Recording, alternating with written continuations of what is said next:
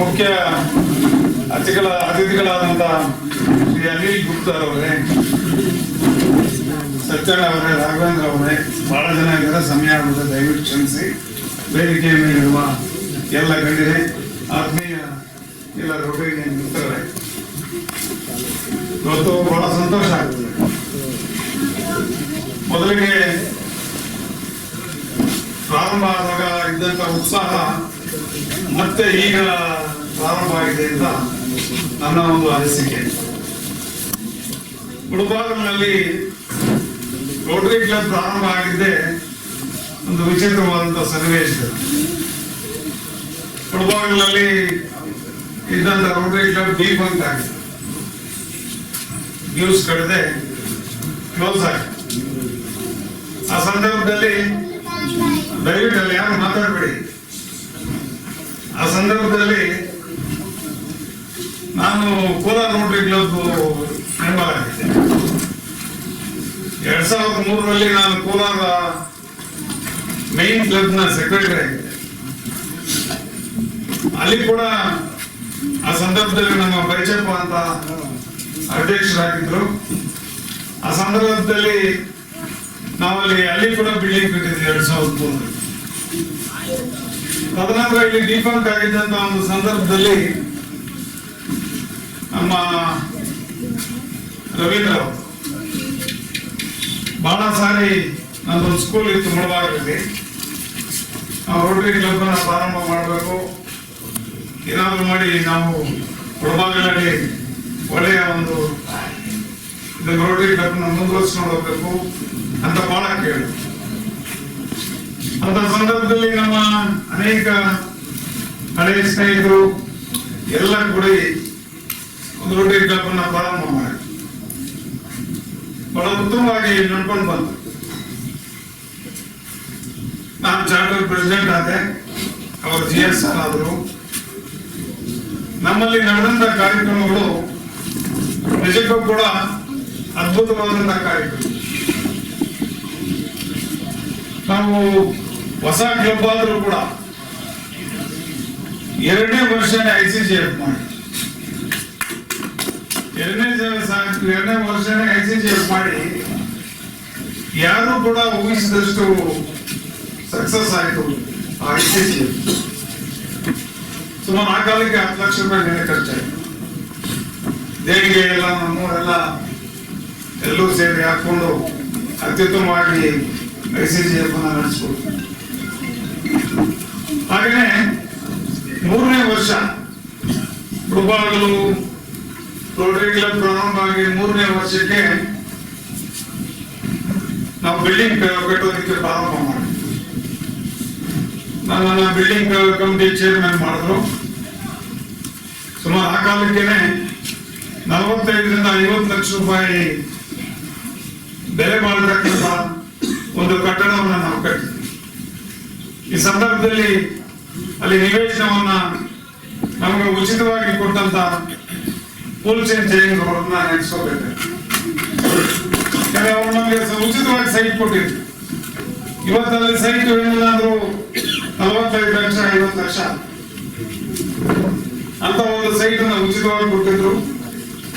ನನ್ನನ್ನ building committee chairman ಮಾಡಿದ ಮೇಲೆ ಅನೇಕ ಕಷ್ಟಗಳು ಬಂದು, ಆದರೂ ಕೂಡ ನಮ್ಮ ರೊಟೇರಿಯನ್ಸ್ ಎಲ್ಲರೂ ಕೂಡ ಪ್ರತಿಯೊಬ್ಬರು 10,000 ಕೊಟ್ಟರು, ಕೆಲವು 50,000 ಕೊಟ್ಟರು. ಮತ್ತೆ 45-50 ಲಕ್ಷ ರೂಪಾಯಿನಲ್ಲಿ ಸುಸಜ್ಜಿತವಾದಂತಹ ಒಂದು ಬಿಲ್ಡಿಂಗ್ ಅನ್ನ ಕಟ್ಟಿದ್ವಿ.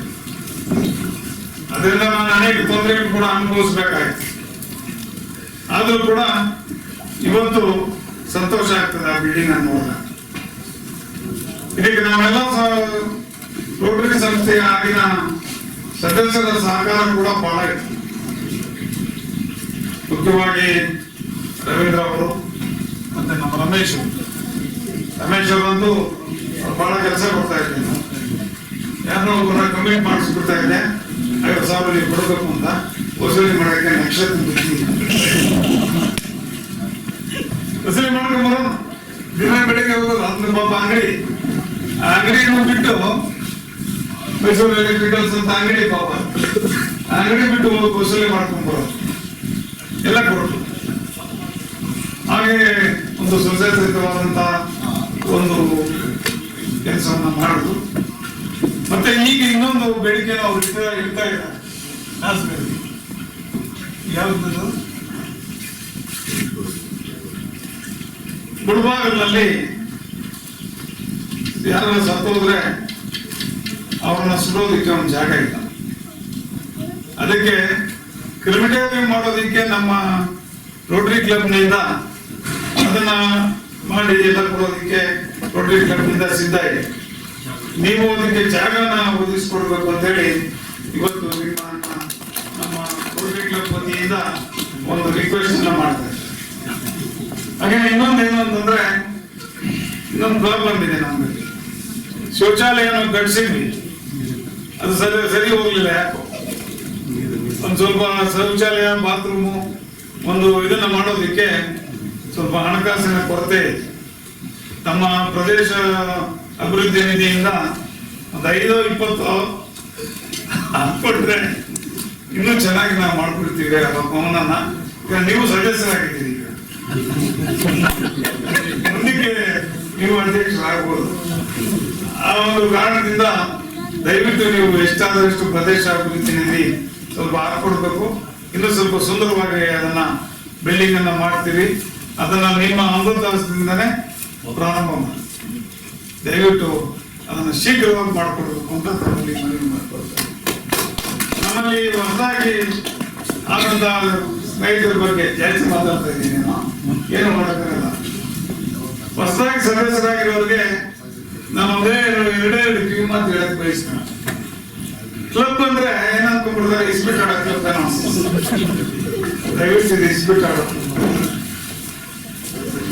ನಾವು ಬೇಕಾದ್ರೂ ಸರ್ವಿಸ್ ಮಾಡ್ತಾ ಇರ್ತೀವಿ. ಈಗ ನಮ್ಮ MLA ಅವರು ಕೂಡ ಮಾಡ್ತಾ ಇರ್ತಕ್ಕಂಥ ಸರ್ವಿಸ್.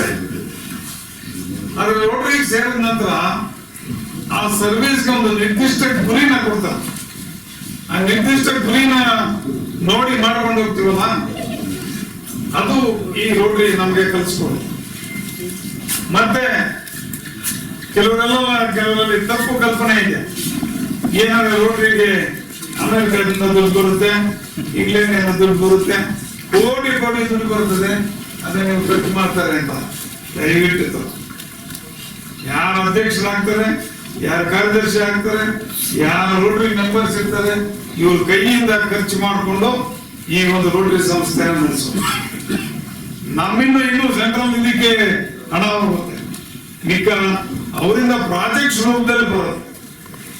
ಪ್ರಾಜೆಕ್ಟ್ಸ್ ರೂಪದಲ್ಲಿ ಯಾವ್ದಾದ್ರು ಒಳ್ಳೆ ಕಾರ್ಯ ಮಾಡಬೇಕು ಅಂತಂದ್ರೆ ಅಂತ ಸಮಯದಲ್ಲಿ ಅವರಿಂದ ಹಣ ಬರುತ್ತೆ.